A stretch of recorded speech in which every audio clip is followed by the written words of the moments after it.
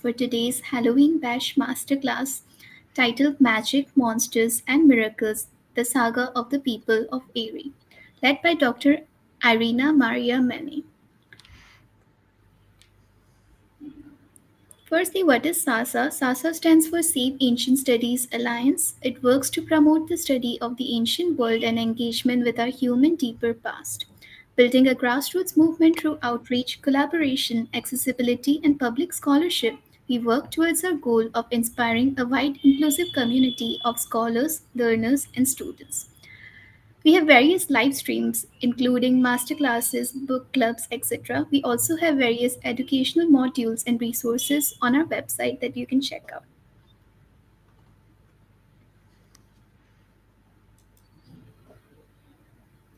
You can find us on all major social media platforms, including Facebook, Instagram, Twitter, YouTube, Twitch, TikTok, and LinkedIn by just looking up Save Ancient Studies.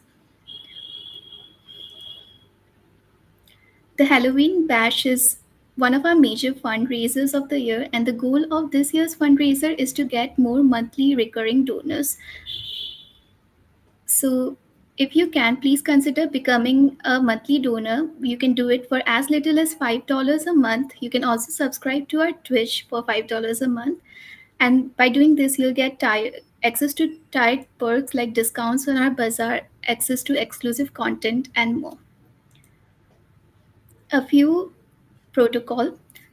Please be kind and respectful. Listen and ask thoughtful questions throughout the event. Please be patient with technology and those administering it. Sasa Live events are live streamed on Twitch. They are also recorded and archived, and most importantly, have fun. Thank you for joining us again. Now I'll hand it over to Dr. Irina for introducing her and getting us started. Hello again, pleased to be here once more. And today we're going to discuss a very, very interesting saga, which is the saga of the people of Eyri, the Eyrbyggja saga, which contains a lot of supernatural stuff. So it is very much in accordance with our Halloween topic. So, okay. Good. Spooky tales from medieval Iceland.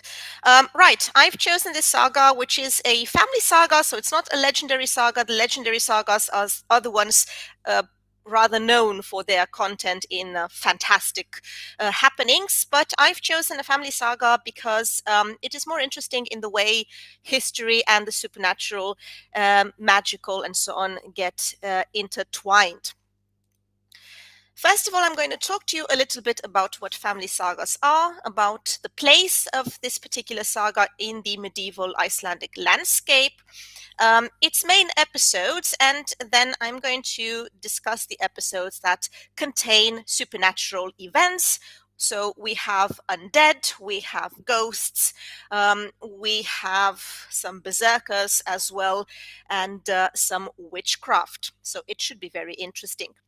So, like I said, the Eyrbyggja saga, the saga of the people of Eyri, is part of what we deem today as family sagas. These are sagas written in medieval Iceland, so essentially in the 13th and 14th century.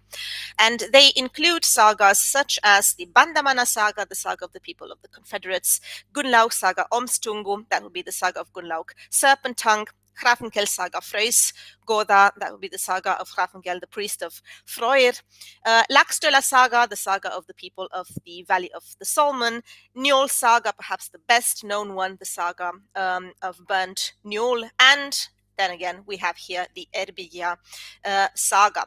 There have always been problems with classifying these sagas, the chronological difficulty, so dividing them into early sagas, classical sagas, and post-classical sagas has always been difficult because for a very long time we had this assumption that the context described in the contemporary sagas, so that would be the sagas written in the so-called Sturlunga age. The Sturlunga age was a very problematic period in the history of Iceland because it is essentially the period when several chieftains in Iceland become dominant on the island, and it ends with Iceland losing its independence and going under the control of the Norwegian crown. So there has been this assumption that somehow this age was very different, radically different than the ages described before that. However, we are rather dealing with a gradual evolution. So this extreme tension would be seen as a catalyst for the more mature sagas, but it is not a tension that pops up out of nowhere. And as we shall see in the example of the saga of the people of Eyri as well, we have a lot of social commentary, social and historical commentary. These supernatural episodes also tell us a great deal about the tensions in society at the respective place. So they're not used just to scare people off or for entertainment. They actually carry this anthropological and cultural element to it. But generally speaking, we tend to consider the family sagas as being more realistic. If you will, you can describe them as historical novels, a little bit avant la lettre, but at any rate, all the sagas seem to have this mixed character, so they contain both realistic elements and fantastical elements. And this saga is a very good example of it. So the saga of the people of Eyri is a 13th century family saga, and the main, let's say, conflict here described is that between two very important chieftains, between Snorri Goði and Ankel Goði. Now, the term Goði is very interesting because in older times it was used to describe both the political office and the religious office. So religion was something that was very much blended in with politics, and if you were an important chieftain in an area, you were automatically also the one dealing with the religious aspects, rituals as well. And they resided in the Snaefellsnes Peninsula. This is in Western Iceland, and it has also become very popular as a tourist destination in the past years because it contains some very interesting places such as the Kirkjufell mountain. That would be one of the filming locations for the Game of Thrones, and so on. So at any rate, it's a very well-known tourist destination nowadays. Now, the Eyrbyggja saga is not really a coherent text, and this is something that has been criticized. Like if you compare it with the better-known sagas, such as the saga of Njol or the saga of the people of Laxdøl, Solomon Valley, it has gotten its fair share of criticism because it's not really that coherent. It's very hard to follow. There are episodes that seem to be more or less related to each other. The, let's say, common thread between them would be the personality of Snorri Goði. So essentially all the saga is built around this very central character in order to show him as being, let's say, the winner from all these feuds and conflicts that are happening in the saga. And yes, we do have a high degree of mixed historical realism and, let's say, Gothic imagination in the saga. And it is a saga that engages a lot with the past, with the ancient past. We have a couple of elements that we can deem as pagan. We also have a lot of superstitions and lore in the saga, and the background for it would be the conversion period as well. The most ghosts and undead actually come into the story after the conversion or during the conversion period to show the tensions in society and the way the past keeps on haunting people, not leaving them alone, so basically forcing them to engage with their ancient past, and as a way of challenging them to accept a new social order or perhaps to reject it. The text of Eyrbyggja saga is also very interesting. It has a story of its own. Many manuscripts of the saga we can find in the 1600s, so quite a long time after the saga was written. And Árni Magnússon, who is the great collector of these manuscripts, noted that they are all descended from the Book of Vatnsson. That would be a farm in Western Iceland. So Vatnshyrna is this very big manuscript. It contains several sagas in the collection. These sagas were in the collection of Peter Hesen, but unfortunately this manuscript was destroyed in the Great Fire of Copenhagen from 1728. The genealogies in the first saga of the manuscript, which would be the Flormana saga, go back to a wealthy farmer in the Hunavats region in northern Iceland. So perhaps these works were written for him. He is also the one who commissioned another very important manuscript, perhaps the most important manuscript ever written in Icelandic, which is the Flateyjarbók. So Vatshitna was copied before the fire, so we were lucky this time, and it has been demonstrated based on orthography that we are dealing with 14th century orthography, and the resemblance is uncanny to the orthography of Magnus Thorhallsson, who was a scribe who was also involved in the creation of the Flateyjarbók.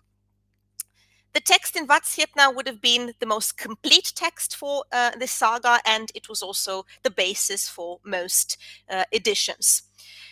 The saga was most likely composed sometime between 1230 and 1270, perhaps by Sturla Þórðarson.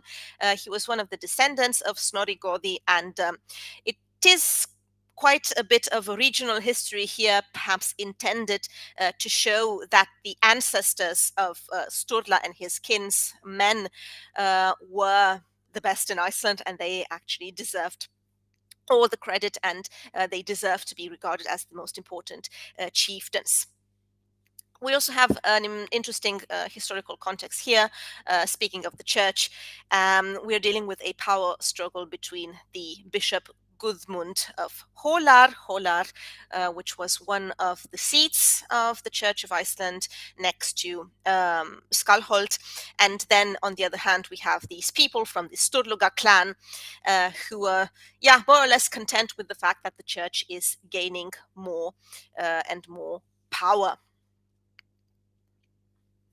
Right, so if you read the saga, you're going to see that the first part, so the first chapters, actually describe a world full of violence, of internal strain, and of feuds.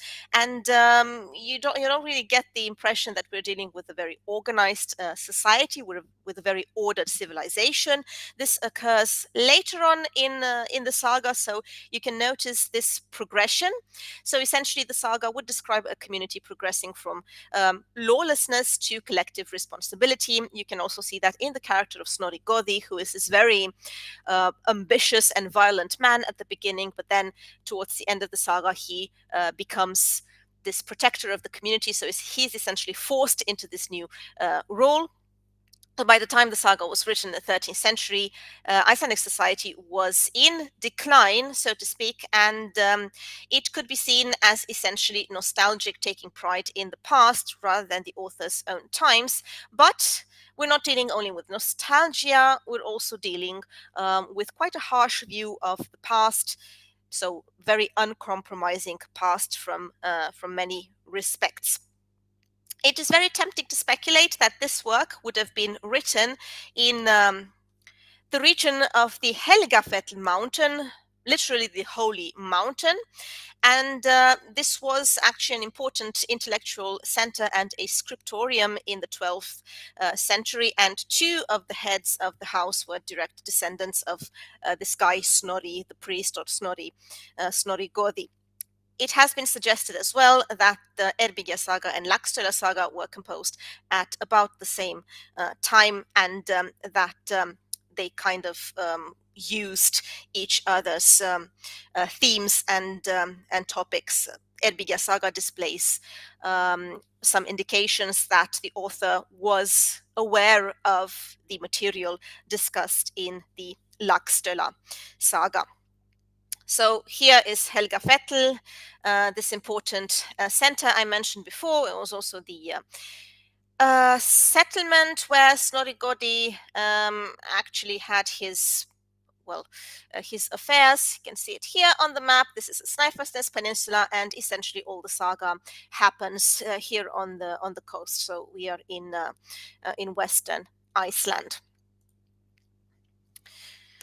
Now, let's talk a little bit about the main episodes of the saga very briefly. So between chapters 1 and 8, you can read about how Icelanders arrived to Iceland. You are going to find information about Harald Fairhair. This is something that's recurrent in a lot of sagas, this idea that Icelanders decided to settle here because of the pressures they were submitted to by the unfair king Harald Fairhair. Two of these people are particularly described, Thorolfur Mostraskegg and Bjorn the Easterner. Thorolfur is described as a priest of Thor. That's also very interesting in this attempt of medieval Icelanders to engage with the pagan past. And it is said that Thorolf gave the name Thorsnes to this region between Vigrafjord and Hofsvag. And the mountain itself was considered to be so sacred that no living creature on this mountain, neither man nor beast, could have been harmed until it left the mountain on its own will. And Thorolf, as well as his kinsmen, had this very strong conviction that they would actually go into the mountain when they were dead. And he also used the mountain to hold all his courts here on this point of the headland, where it is said that Thor himself had come ashore.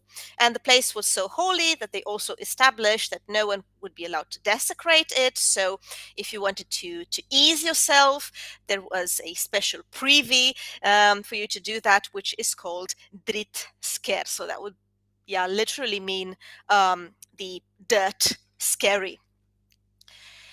Then, beginning with chapter 9, we have a lot of conflicts and quarrels going on between the descendants of Bjorn the Eastern and Thorolf Mostraskegg. The next generations are involved in these conflicts. So trouble begins between the people of Thorsnes, who are descendants of this Thorolf guy, and then you have the sons of Kjallak on the other hand, Kjallak being the son of Bjorn the Easterner. So both families have become very powerful, and little things, perhaps we can regard them as little things from today's perspective, but back in the day, anything could lead to an insult or some kind of problem, and the respective parties would engage in a conflict immediately.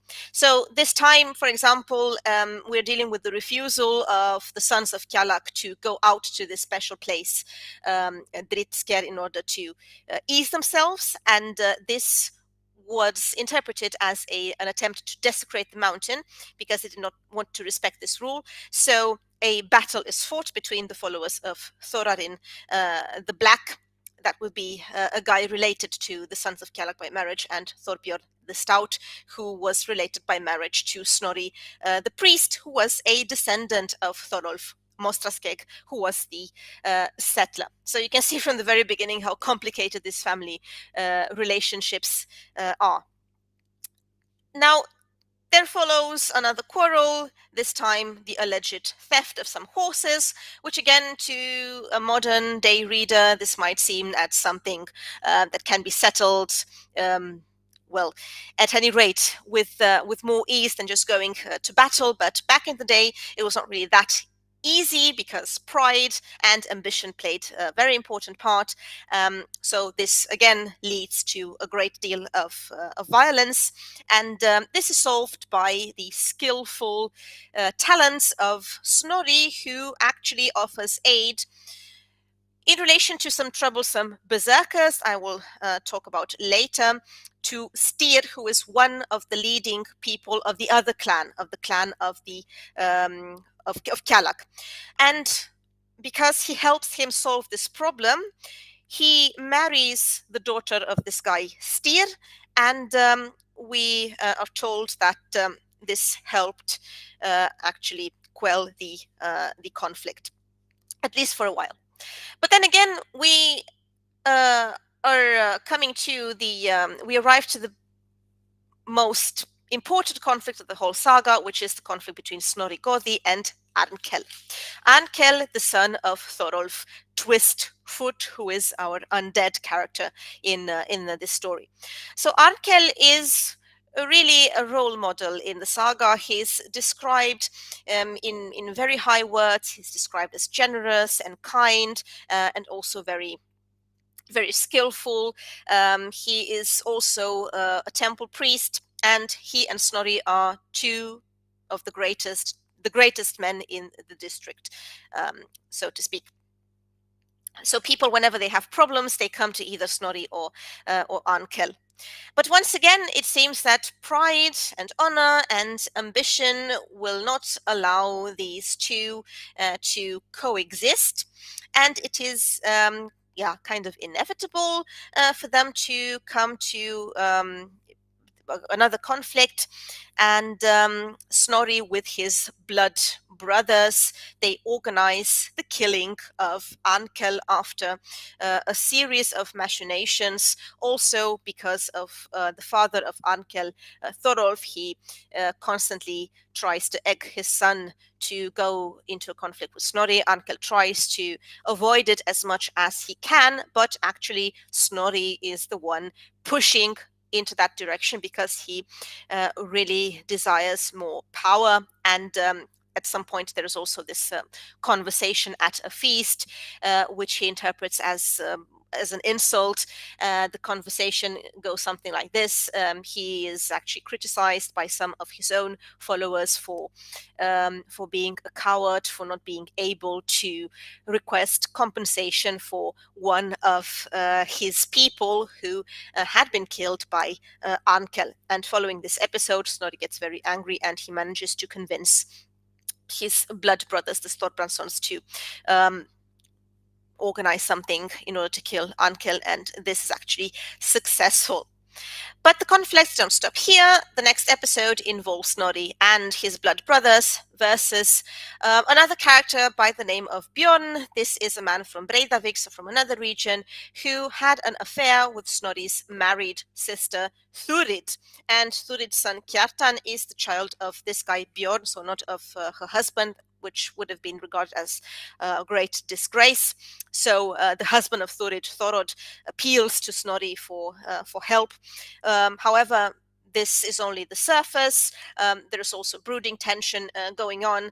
As usual, some trivial stuff also mentioned in the saga, such as a piece of turf thrown at someone and so on. At any rate, Snorri sends a slave on a mission to kill one of the men of Breidavik, and then Bjorn and his brother catch and kill the slave. There follow two great battles of Aftafjord and Vigrafjord, and then a dilemma, the dilemma of Styr, I mentioned earlier, who is not only a member of the Kjallak clan, but he is also tied by blood to Snorri's enemies. He's also Snorri's father-in-law because his daughter married Snorri following the conflict related to the berserkers. So Snorri helped him with the berserkers, and now he is related to both clans.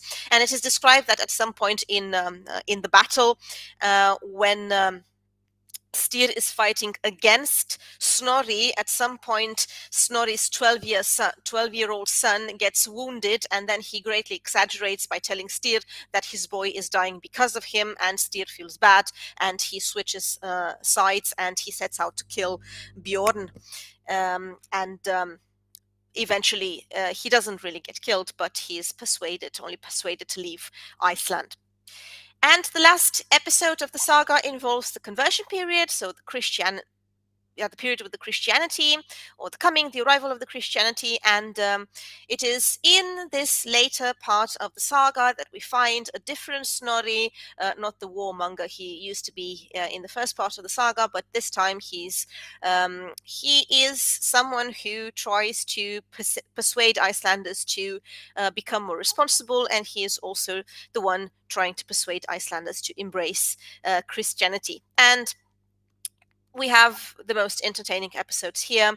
The one with the undead woman by the name of Thorgunna, who is an immigrant from the Hebrides, and she has a bit of a conflict with Thurid, so Snorri's sister, because she stays with her, and Thurid desires her fine clothes, but she cannot have them, and then she comes back as a revenant following this episode, and then she might be the cause of other revenants also coming to haunt these new Christian Icelanders. And well, the story develops in such a way that we also have Thorolf, the father of Ankel, in the story, who makes a second apparition as a revenant. So this is really the part of the saga, so between chapters 49 and 55, where we have all these ghosts, all these elements of the pagan past coming to haunt this new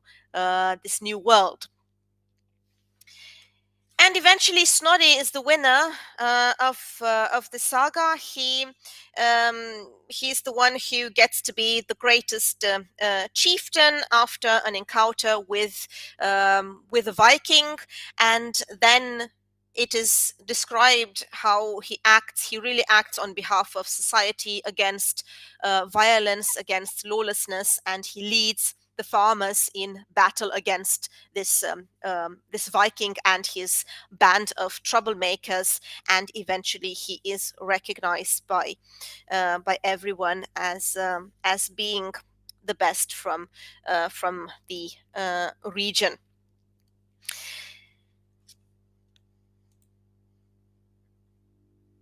So the paranormal activity in Eyrbyggja Saga can be summarized in, let's say, about 5 episodes. The first 3 episodes involve the undead. So we have the haunting of Thorolf Twistfoot or Lamefoot, Thorolfur Bægifótur. This is the father of Arnkel I mentioned earlier. And then we have the haunting of a woman this time, a Hebridean woman by the name of Thorgunna, who is not necessarily violent. She rather has the role of making people wonder about their actions and bringing some balance to society. I'll explain a little bit later. And then we have an episode called The Wonders of Froða, Froða being the farm where Thurid and her husband reside, so Thurid, the sister of Snorri Goði. And here we have a lot of ghosts who seem to be very displeased with their current situation, and they come back to haunt the living and to sit with them around the fire in the hall. So that's kind of unpleasant. And the next 2 episodes, they actually don't involve revenants, but they involve something different entirely.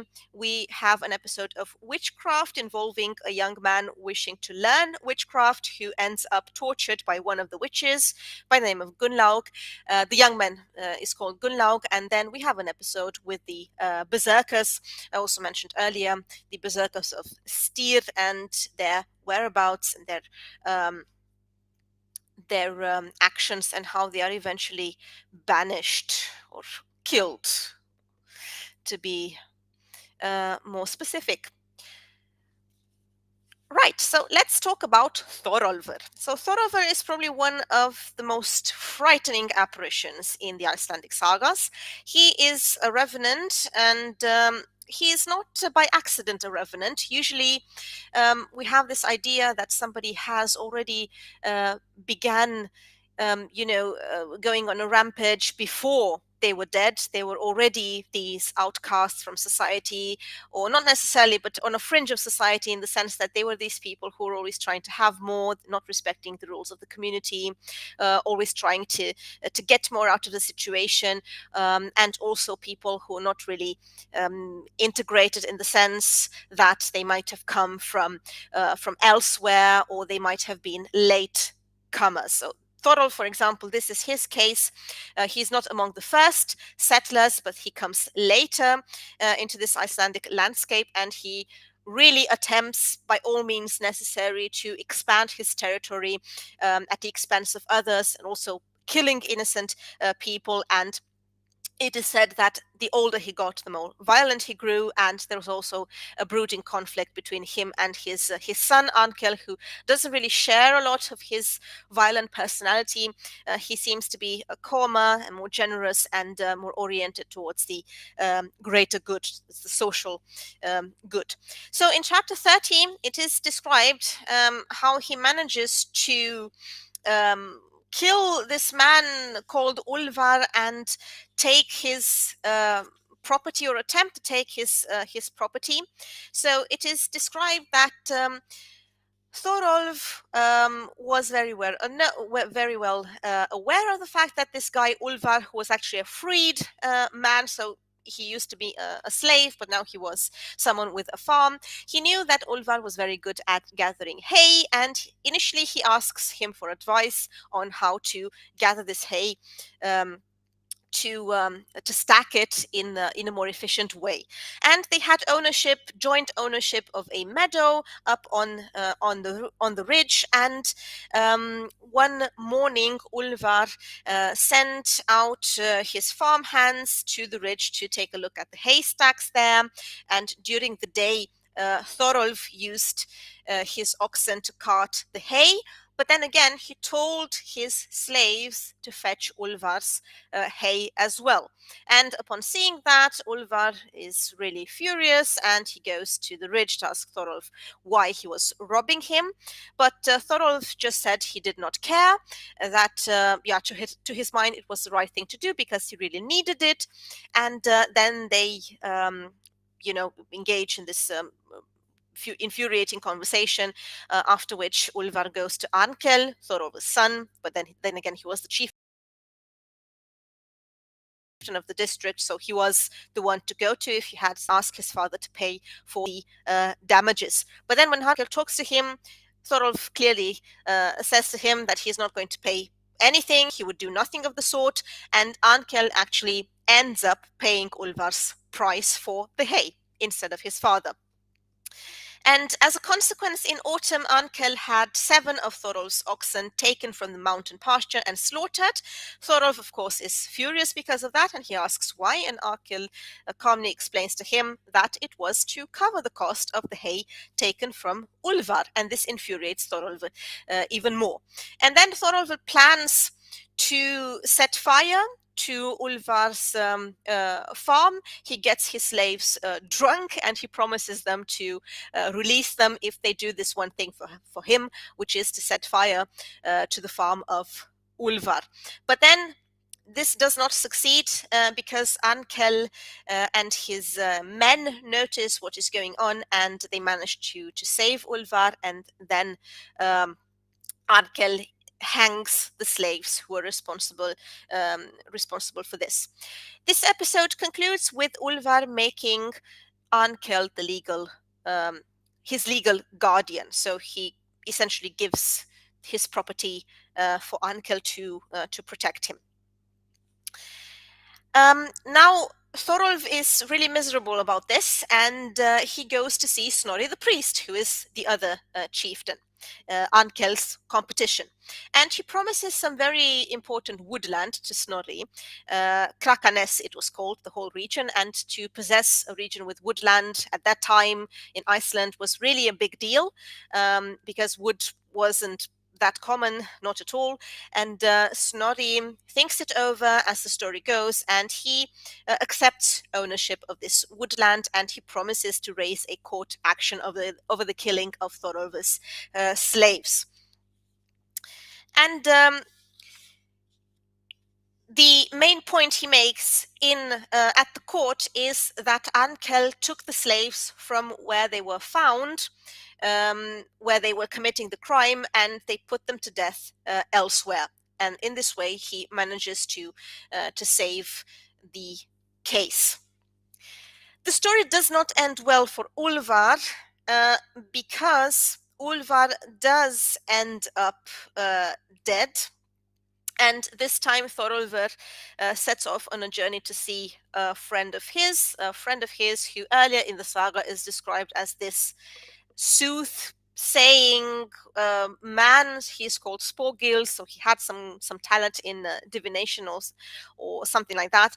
And he charges Sporgils with this very important task to go after Ulvar and to kill him. And he promises money, and because he really needs it, he swallows this bait, and he goes and takes the sword and runs Ulvar through with it.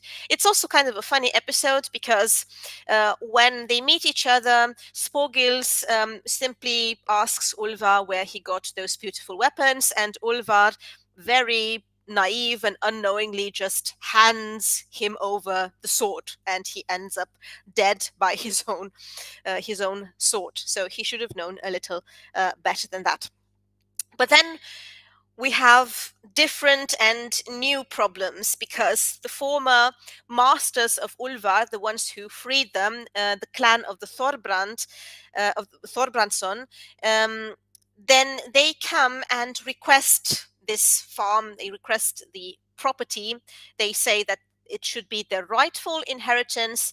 But then again, Arnkel also has a case here, because he was the one to whom Ulvar personally um, gave the property in order for him to get protection. So he was his legal guardian. So how do you get out of this problem? Well, the Thorbrandsons seem to be at a loss here, and then they complain about this whole situation to Snorri, and Snorri doesn't seem to be willing to do anything more at this point. He says that simply that Ankel is just his way of being here, because he's going to trample on everybody's right in the neighborhood as long as he lives. This could also be interpreted as a very subtle way of saying, if you want to get rid of him, go ahead, I'm not going to stop you. But then again, the Thorbrandsson sons, they egg on Snorri and tell him that he is a coward, and that he never wants to defend their rights, and in every quarrel he is going to be the loser. So they really put fuel to the fire by using all these insults, more or less subtle, and so on. They plant the seed of a future conflict. Right, so what does Thorolf do? Because this is actually the continuation of his story. Well, he comes back to life. And how does he do that? So first of all, the story about how he dies is also very interesting. Thorolf Twistfoot gets really angry with Snorri this time, because, as I stated before, he gave him some woodland, but then again, he notices that Snorri has really been profiting off this woodland, and then he claims he had only leased the woodland to Snorri, so he didn't have the right to make use of everything or in this manner. But Snorri quite rightfully states to him that he no longer has claims over this land, because it was already given. And following this conversation, he rushes to his son Ankel, and he states that he wants to be friends again with his son, and he wants to help him with the case against Snorri in order to recover his forests. But Ankel doesn't really seem all that thrilled about the situation. He's only about avoiding the conflict, so he doesn't do anything regarding the story whatsoever. And then Thorolf comes back at home. He is in a rage. He is infuriated. He doesn't talk. He doesn't say anything to anyone, and he just sits on his high seat. And then he simply dies. So he dies in that position, sitting on the high seat. And that was really a frightful thing to behold, as the servants themselves describe it the next day. It was something absolutely terrifying to see this huge dead man just sitting on his high seat, and just the look of him was terrifying. And then we have some very interesting details about what they do with the body, because Arnkel comes to make sure that he was really dead.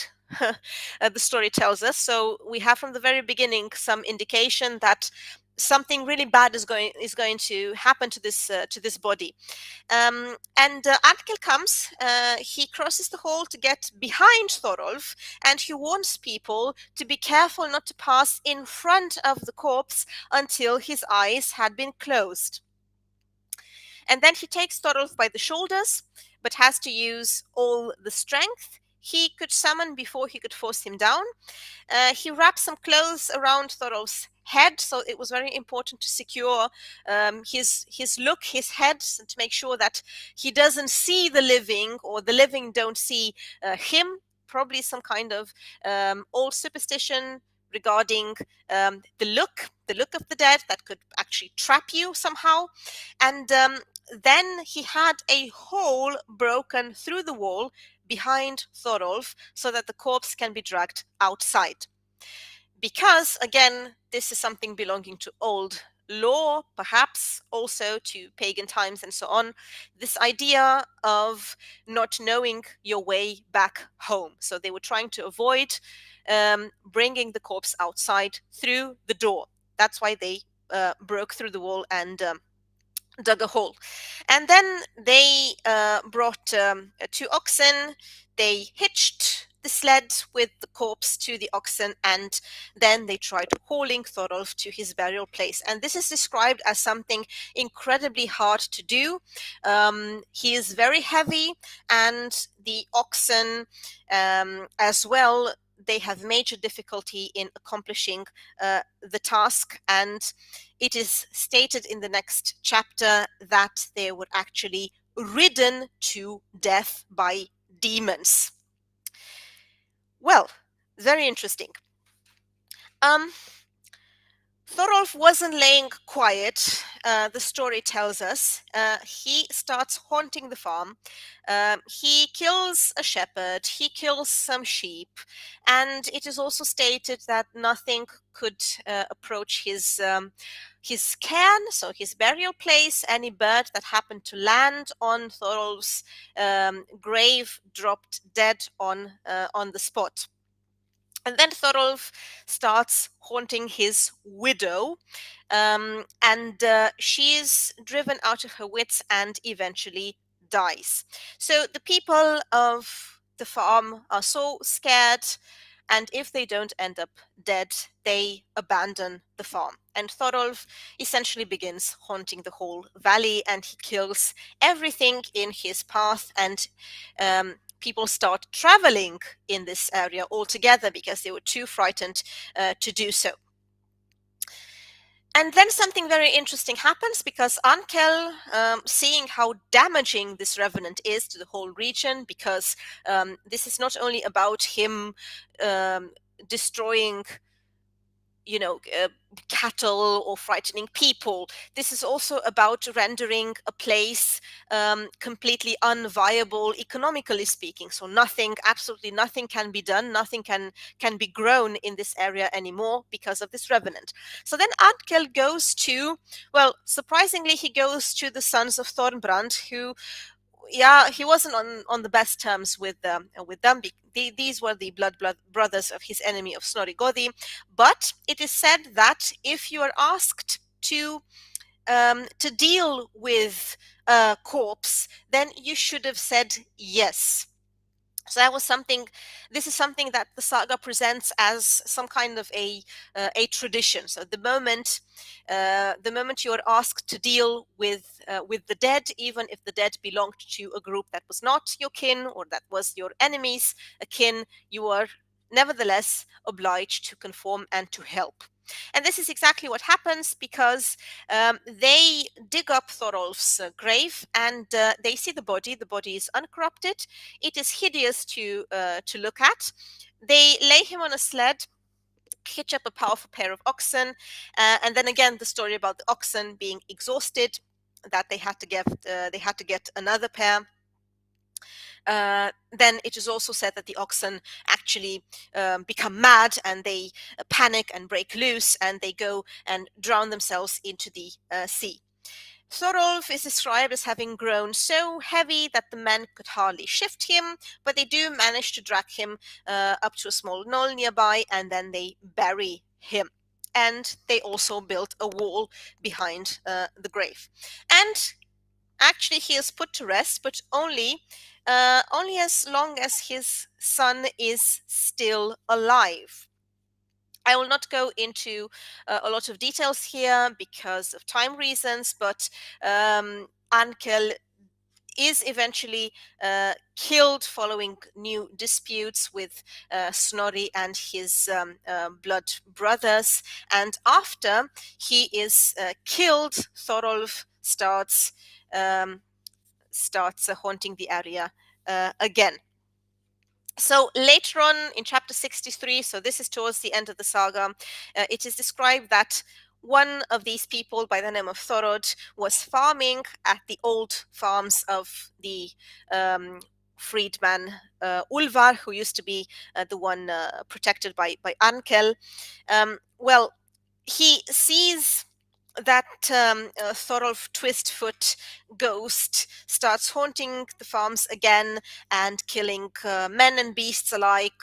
Again, the idea of terrorizing the whole area and provoking a lot of damage. And well, his tenants tell him that if he doesn't do anything, nobody is going to want to work here ever again. So this is really a very severe problem to put up with. And what he decides to do is to dig up the body again. And almost the same description. He was still lying there, uncorrupted, but with this very ugly and terrifying look. He was blue as death and swollen to the size of an ox. And this time, the people actually decide to burn the body. So they roll him down to the shore and they build a great pyre and they burn him to ashes. But then the supernatural does not end here, because we have a very strong wind blowing up, and as soon as the corpse began to burn, ashes were scattered absolutely everywhere. And it so happens that in at the farm of this guy Thorod, there was a cow who apparently broke her leg. And initially, Thorod wants to slaughter it, but then he changes his mind because the cow was too slender, and he decides to actually send the cow um, to to a closer to a different region with more richer with richer meadows, in order for her to become fatter and then slaughter it. But then it so happens that this cow starts licking from the very place where the pyre was set up for Thorolf. And this whole story, as you perhaps can suspect, goes into a very uncanny direction, in the sense that this cow gets pregnant following her eating the ashes of the revenant, and gives birth to this calf. Huge calf from the very beginning. The cow also dies at birth, and it so happens that Thorod grows to like this calf very much, because he's strong, he's powerful, but he's also very friendly, because he lets him pet him. And yeah, he grows to like it very much. This, despite the warnings of his foster mother sees that there's something wrong with the calf when she hears it bellow, and she tells him that if he does not kill this ox in due time, this ox is going to be the death of him. And at the beginning, Thorod is like, yeah, okay, whatever. This is something, yeah, you're just rambling about. There is no need to be worried, and I'll just take good care of it. But then, if you really insist on it, I will slaughter it, which he doesn't really do. So he essentially lies to her. And then when she realizes it, she becomes very sad. She becomes quite desperate, because she's a soothsayer. She knows that something terrible is going to happen, and she's actually right, because this bull by the name of Glacier, which would mean something like the glossy one, something like that. This bull would end up killing Thorod, and the episode is quite brutal. One day, Glacier is on the meadows and he starts tossing the hay into the air, so essentially scattering it all over the field, so rendering the work of the farmers useless. And at which point Thorold reacts and he starts battling the bull. But this ends up very badly, because he tries to stop it. He jumps on the bull's neck, but then again the bull twists his body several times, and Thorod ends up with one of his horns in his stomach, and it is too late. Nobody can do anything for him. His men chase the bull, but then the bull, Glacier, he just jumps into a marsh and drowns, sinks into this marsh to never be seen again.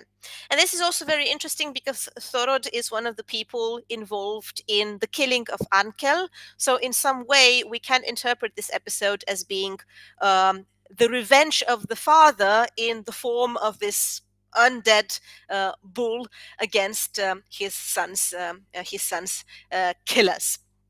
So it's also very interesting to see that the revenants, although they're monsters, they do tend to preserve one way or another the relationship, the old relationship they had to their kin. So this is definitely the most interesting story in the saga, and I think the most interesting story of all stories about revenants in Icelandic literature. It may be a little subjective, but yeah, it's definitely something worth looking into. Thorolf is not the only character who acts as undead in the saga. We also have a very interesting woman by the name of Thorgunna. Thorgunna is a Hebridean woman who lands in Iceland, and she brings some very valuable things with her. And she goes to live at the farm of Thurid. Thurid, who was the sister of Snorri Goði. And Thurid notices that she has these clothes with her, and she really likes them. But Thorgunna is very adamant towards selling them. She does not want to sell them at any cost, and this makes Thurid actually quite angry. Nevertheless, Thorgunna does continue to live with them at the farm.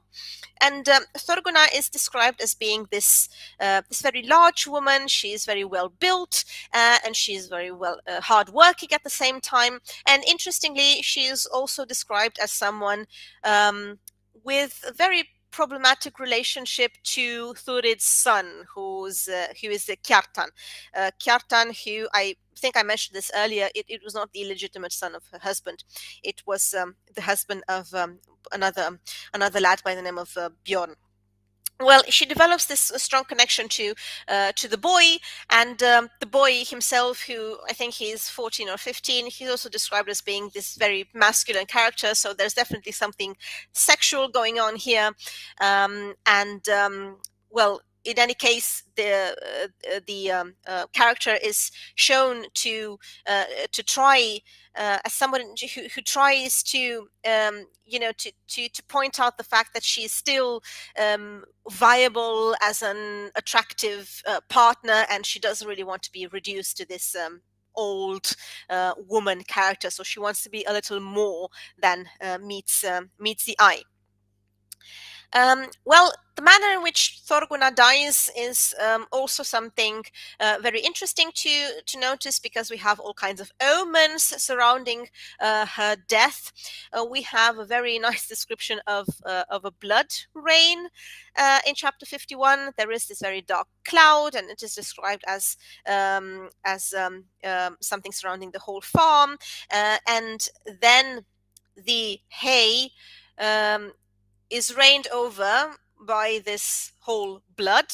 But then, while the hay of the other farmhands actually dries at some point, this is not what happens to Thorgunna's hay. It is completely drenched, and it stays drenched, and this can be interpreted as an omen of death. So yeah, she was also aware of that, which is why she stated the wish to be buried in Skalholt. So she essentially anticipates what would become one of the most important ecclesiastical seats in Iceland. This is the future episcopal seat, so one of the two, Skalholt and Hólar. Right, and there are a couple of men who want to fulfill her wish to take her body to this particular place. And what happens next is something, terrifying, but at the same time reassuring in one way or another, in the sense that halfway to the on their journey, they become really tired. They get really tired, and they stop at the farm on the road. And then the owner of the farm refuses to give them hospitality, which was something you didn't really do in Old Norse culture. You are supposed to help strangers, at least for 3 nights. You are supposed to offer them hospitality. But while they're left, they're allowed to sleep there. They're not allowed to eat, so they're not given anything to eat, which is why Thorgunna awakens from the dead. And what does she do? She starts preparing a meal for these travelers. And she is naked while she prepares this meal. So I think this is also an interesting detail, because again, it shows this kind of like anxiety and fear regarding not only death, but also regarding the naked body, regarding older women. I mentioned the odd relationship she had with Kjartan before, so there are all kinds of anxieties involved here. Now, she is laid to rest.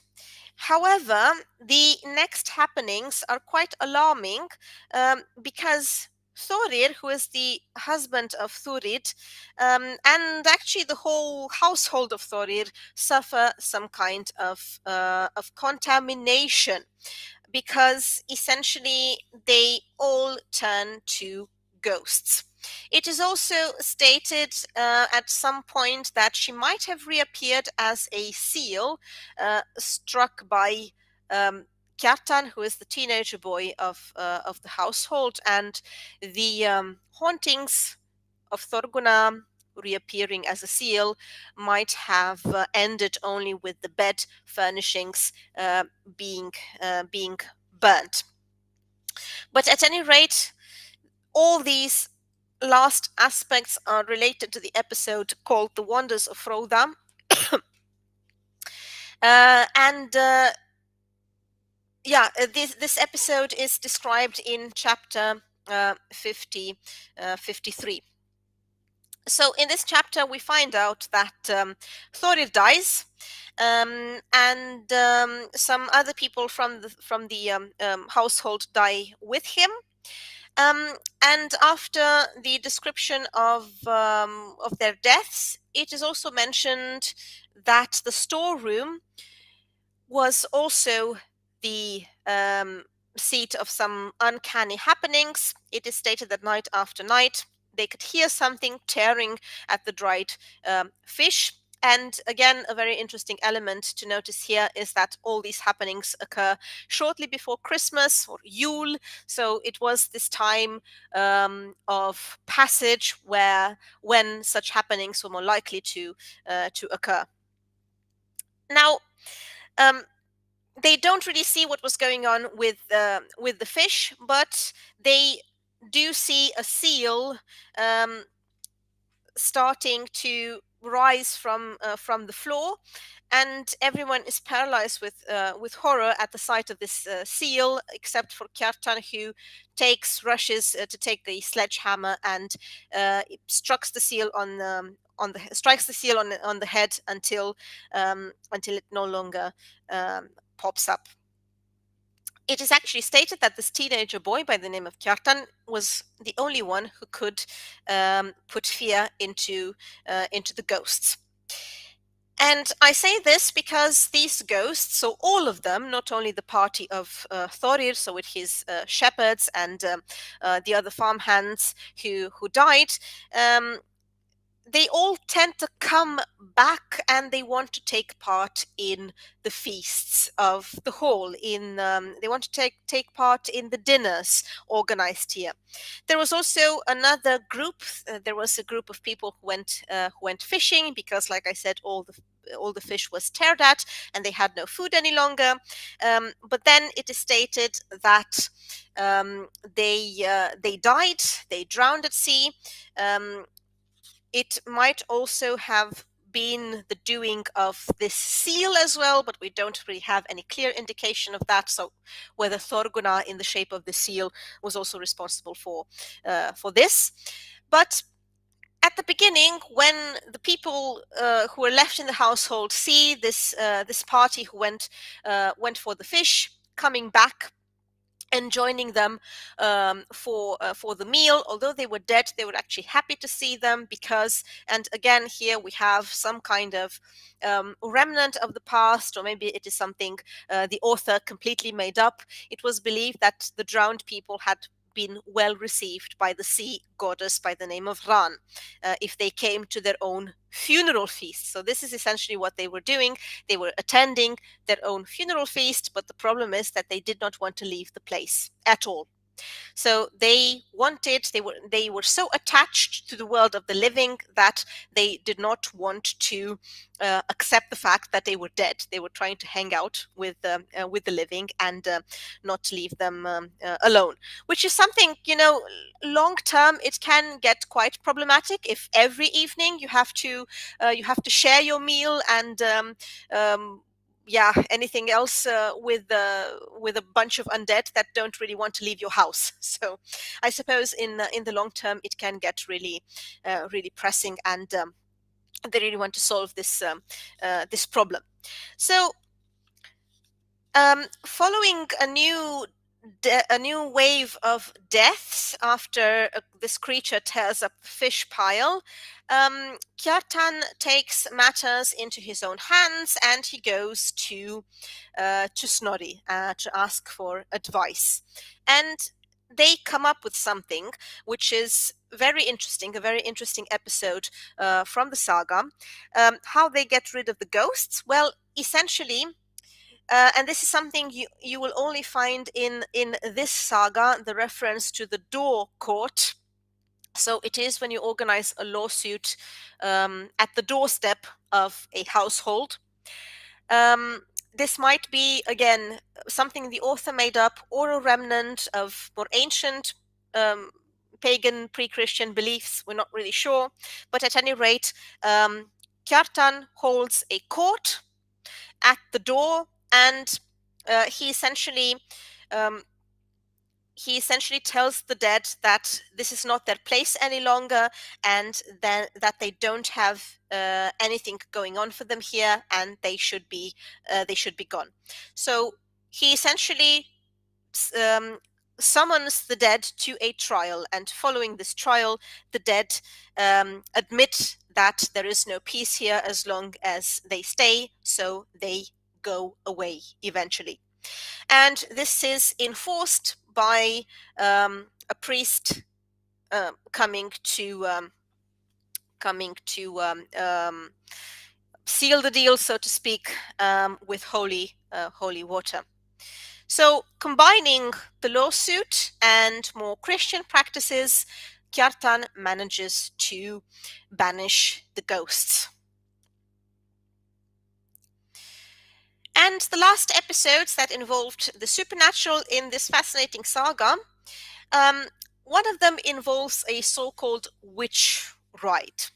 So this episode is discussed at the beginning of the saga in chapter 16. There's something strange going on that also involves some anxieties regarding not only witchcraft, but also the position of women in society, women's sexuality, and so on. So, to cut a long story short, we have a character called Gunnlaug, and Gunnlaug is a very devout student of witchcraft. Now, when I say witchcraft, I don't really refer to the term as in this negative connotation that we have today. It's rather late Middle Age modern connotation, but I refer to knowledge, and it is actually also referred to knowledge as such in the saga. So witchcraft as knowledge. And Gunnlaug, in order to gain this knowledge, he visits Geirrid. And Geirrid is actually the sister of Ankel and the daughter of Thorolf, the revenant we discussed about at length before. Yeah, so Geirrid teaches Gunnlaug sorcery, and he seems very pleased with it, and he comes back constantly to her, despite this yeah, perhaps a judgmental attitude from other people, because a very young lad comes and visit this elderly woman so often, and this actually provokes the jealousy of another woman, the widow called Katla, who was living quite nearby. So these two women were living almost next to each other, and she always invited Gunnlaug to spend some time with her, because it was on his way to Geirrid, and just to socialize, something of the sort. She also had a son by the name of Odd, who was also a troublemaker in the future episodes of the saga. Um, so one time when Gunnlaug was on his way, Katla makes the remark that you're going again to this older woman to teach you you're going to the hag to strike up her belly. So this is something she criticizes, and Gunnlaug gets really angry at this remark, because he's like, well, you're old too, you're kind of like the same. Why are you telling me this? Which made Katla very, very angry. Upon his last visit to Geirrid to teach him sorcery, Gunnlaug refuses to take on her advice, because Geirrid is convinced that that night something very bad, something terrible was going to happen to him. But he tells her there's nothing to worry about. Geirrid knows that his stubbornness is going to cost him a great deal, and Katla again invites him to spend the night, as she usually did, but Gunnlaug refused. Gunnlaug did not come home at all that evening, and in the next morning he is found at the door, scratched all over his shoulders, and with his flesh being ripped from the bone. And this is described as a case of being ridden, being trodden by a witch. Now, I think the sexual connotations here are pretty obvious, but it's not only the sexual connotation. This also has to do with an older idea, the idea that you can be magically ridden, not necessarily physically, but also psychologically. So for you to get a pretty severe trauma, to get traumatized following such an episode. Right. Geirrid is the main culprit here. She gets charged with having done this to Gunnlaug because he's so heavily injured. So he doesn't die, but he has to stay all winter. He's not allowed to leave his bed. But then at the trial, the jury of 12 judges does not come to any conclusions, and it's basically deadlocked, or at least temporarily. Well, it turns out later on that it was actually Katla, the one who provoked this whole situation and who had ridden Gunnlaug. And we only find out about this later on, after some other hostilities are described throughout the saga. This has to do with the stealing of some horses, and then Odder does something terrible at some point. He cuts off the hand of a woman, and then he's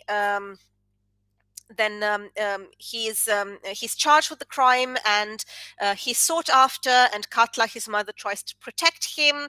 There's also a very interesting episode here where she attempts to transform her son into a distaff and then into a hedgehog of some sort, and eventually both Odder and Katla are caught, and when they are caught, they are stoned to death. Well, Katla is actually stoned to death because Odder is just hanged. But before being stoned to death, which was a pretty common penalty for sorcerers, not only in the sagas but also in the law codes, she actually utters a curse upon Ankel, who was the brother of Geirrid. So she states that he is going to suffer because of his father much more than she had made her own son Odder suffer. And this curse actually materializes because, as you can remember, Ankel's father is none other than Thorolf Twist Leg, who had provoked all kinds of miseries after turning into a revenant. Finally, we reach the episode of the Berserkers. Again, I'll be very short here.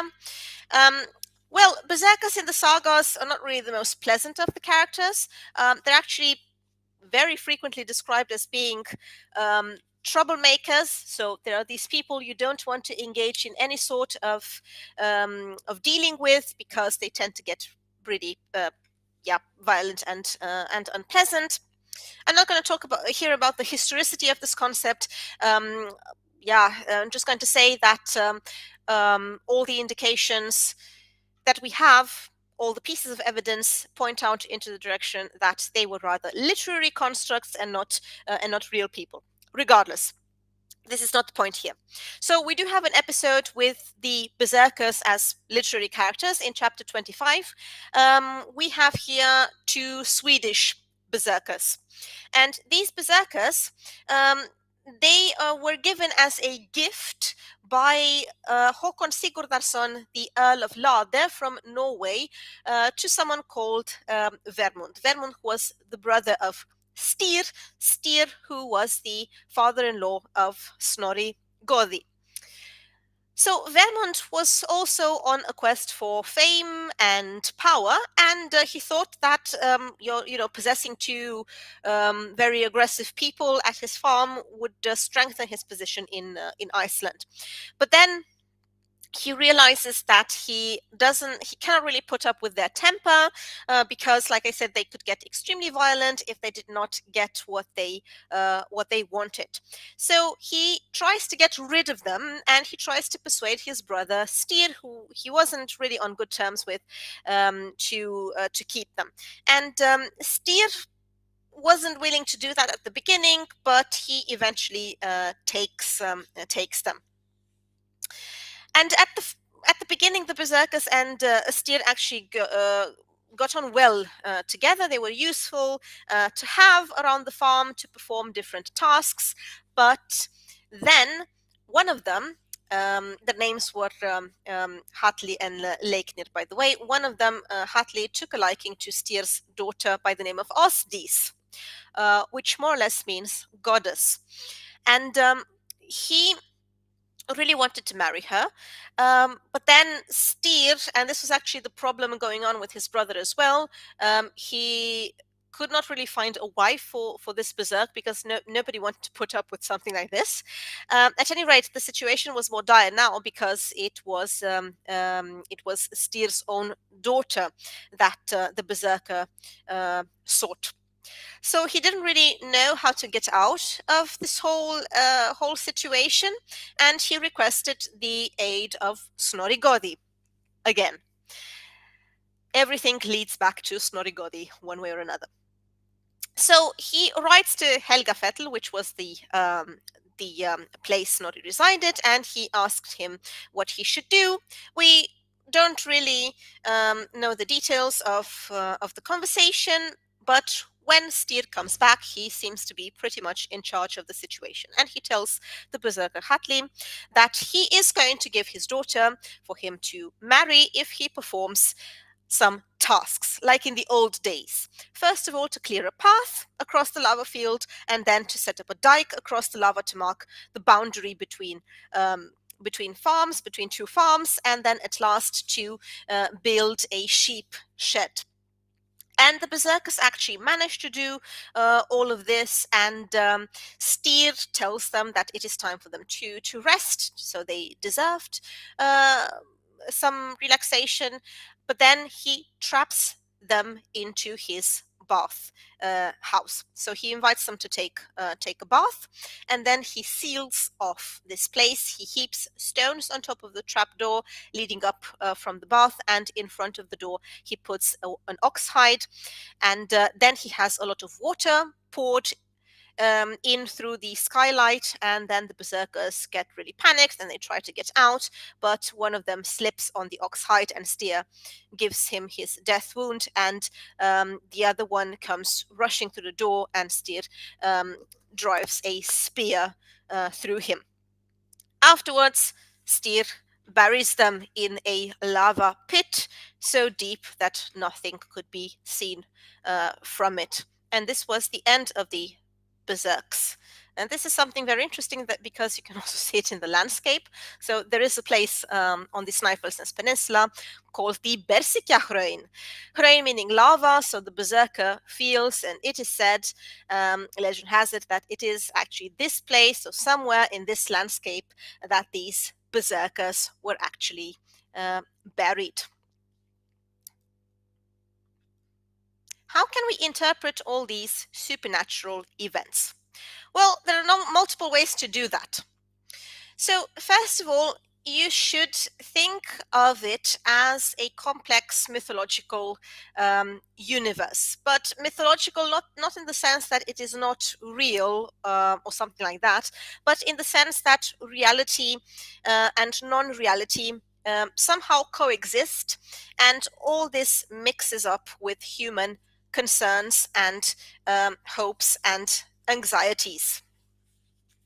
So, in this sense, you can consider the supernatural as a powerful weapon to transmit ideas about how society was organized, what society believed in, what rules people had, and all these issues, complicated issues regarding violence, regarding death, sexuality, and so on, came into being. So in this particular saga, we do have a higher mythical world, so to speak, that is not really that present in other family sagas. And we have this idea of progression. So first of all, we have the issue of violence. There was no containment of violence before Christianization, but afterwards we have a shift towards a more organized society where you have both ecclesiastical and royal authority as well as individual responsibility. All these aspects were highlighted in order to secure justice. And the supernatural, especially the episodes with the undead, they are representations of the past trying to challenge these new forms of organization or to make people reflect on them. So in this sense, it's very interesting to think about that. Well, revenants especially, they come up a lot in times of crises. Somehow they're liminal creatures, and they also tend to pop out in liminal times. And yeah, we do have the context for that. We have the period of the conversion. So the conversion story thought out as a kind of like a breach of boundaries. So you're going towards something new, and because you are somehow in a state of limbo until you figure out how to organize yourself better, this favors all kinds of apparitions and so on. And we do have this period of the Sturlunga family, like I said, as a transition period, and this also offers an opportune moment for these creatures to come to life. So it is a deep social commentary, in other words, with an insistence on the fact that at the beginning we're dealing with a lot of feuding and violence, but then we're shifting towards a more centralized authority, including the rule of ecclesiastical law, so not only the layman's law. And this also reflects a potential conflict between clergy and laity, in the sense that in the 12th century, in the 13th century, we're dealing with somewhat of a conflict between the Bishop of Holar, Gudmund, and the chieftains, Kolbeinn of Skagafjordur, for example, and others. And generally speaking, this conflict was about resources, access to resources, as well as the ecclesiastical jurisdiction over the members of the clergy. Why do I say this? Because if you remember from what I told you before, how the ghosts, so this company of ghosts, was banished during the episode about the wonders of Froda, we're dealing here with two possibilities to banish these ghosts. So first of all, we're dealing with a lawsuit. So this is something that has to do with laity, with worldly matters and how they are solved. And then again, we also have this idea of the church getting involved in order to solve the problem. So perhaps this supernatural event could also reflect a potential tension between the church and chieftains. So this is something worthy to think about.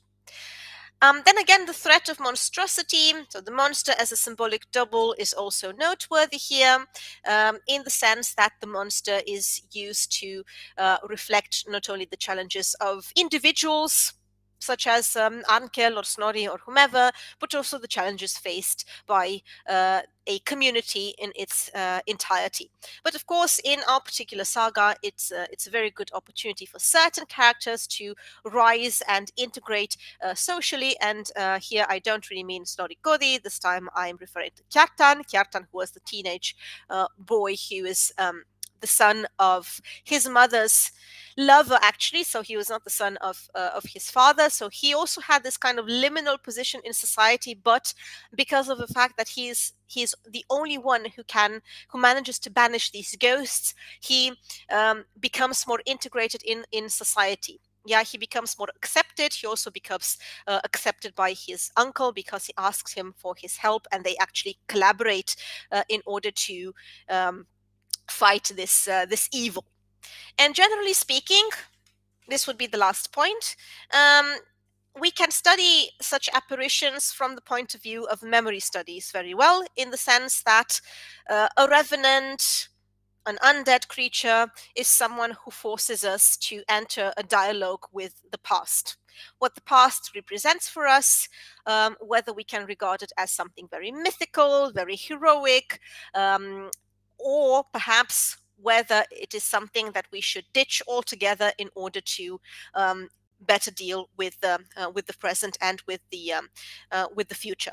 And in this particular saga, we can notice both a nostalgia and a rejection of this mythical past, because, like I said, the topic of violence, that is something recurrent in the saga, tends to be better tackled in the second part of the saga, where we have a violence coming from the direction of the supernatural belonging to the past, and then we see the community acting together in order to refrain this violence from spreading everywhere. There is also some kind of antiquarian interest for paganism in the saga. However, it is somewhat difficult to figure out whether we are dealing with true pagan elements or with memories of pagan elements. And what do I mean by this? Well, in a nutshell, we have at the beginning of the saga, for example, a reference to the pagan temple of Thor on the sacred mountain, on the Helgafell. But yeah, it's very uncertain whether such a thing would have existed at all.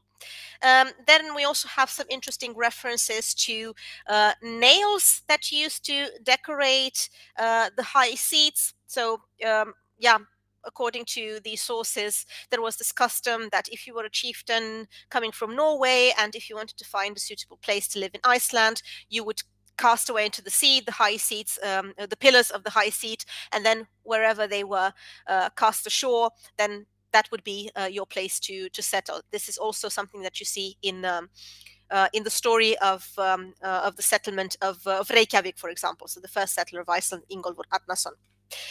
We also have an interesting reference to human sacrifice here, but well, it's only It's only a very vague reference. I don't think it can be considered as such. It is also in connection to this pagan temple of Thor. Actually, a lot of these pagan elements seem to have been derived from Christian sources as well. For example, the idea of Thor fishing for the serpent can be very well correlated with the myth of the monster of the Leviathan and so on. So we should be very careful when describing these elements as being completely pagan. And of course, we have the elements already mentioned in the stories about paranormal activity. We have a lot of divination and soothsaying throughout the whole saga.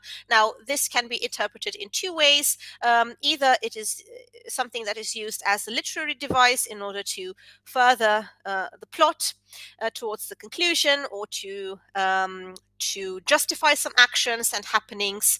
It just contributes to the general development of the events and the characters, but then perhaps it can also be a memory of more ancient practices, the so-called Seidr magic of the Old Norse world. There is also the idea of magic as knowledge. Yeah, so the character Gunnlaug insists on that when he takes lessons from Geirrid. So magic is described as a very important source of knowledge. And then again, we have themes such as shape-shifting and transfiguration. For example, that when Katla turns her son Order into a distaff to prevent the enemies from seeing him. The idea of the wild ride or the evening ride, where you have these magical happenings when someone being both physically and psychologically traumatized one way or another. And when in reference with our revenants, with the undead, we have the idea of leading an afterlife in the mound, and the burial mound seems to be very important here, because in a way it can be interpreted as a portal, as a door between the world of the living and the world of the dead. So this whole mix of elements makes the saga absolutely wonderful. As a conclusion, yes, we do have a lot of paranormal occurrences, and I think the best way to interpret them and to describe them is as a reflection of a tension. And the tension can be discussed on multiple levels: a tension between the present and the past, between a more violent, so to speak, legendary Germanic mentality and the beginnings of a differently organized society under the influence of Christianity. The tension between all these older and newer ideas somehow coming together and creating these stories. So that was it from me for today. Thank you very much for listening to this very long presentation. And I hope you found these episodes I briefly tried to present interesting. And I really hope you're going to read the saga, because it is one of the most fascinating ones in the whole corpus of old Icelandic literature. Thank you very much. Thank you so much, Irina. As always, the masterclass was very enlightening and amazing. So, for everyone still watching, if you can, please support our Halloween bash, and you can scan the QR code to donate to SASA. Irina does other masterclasses with Sasa, the details of which will be posted on our channels. She also runs a YouTube channel for historical education, all things Vikings, and occasionally Germanic philology, Scandinavian, and German culture. You can scan the QR on your right to check her account out. Again, thank you so much for watching, and we'll be back with other live events. Have a great day or night.